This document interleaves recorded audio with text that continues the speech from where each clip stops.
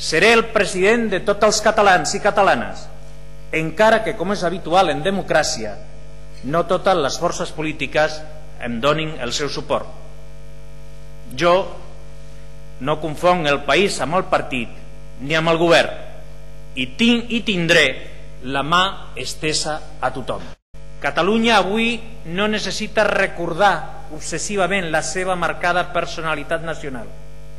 El que Catalunya necessita avui és una acció de govern eficient que tingui com a objectiu crear les complicitats socials, econòmiques i culturals necessàries per desenvolupar-se com a societat moderna, lliure, culta, solidària, equilibrada, econòmicament desenvolupada i respectuosa amb el medi ambient.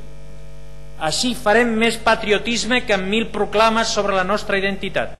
Assumiré la meva responsabilitat amb el propòsit de guanyar des del primer dia l'autoritat moral per governar Catalunya des de la plena legitimitat d'exercici.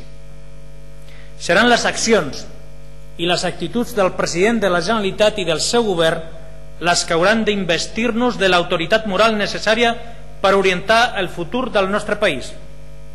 Seré el primer treballador per Catalunya i per als catalans i catalanes. Ningú no treballarà més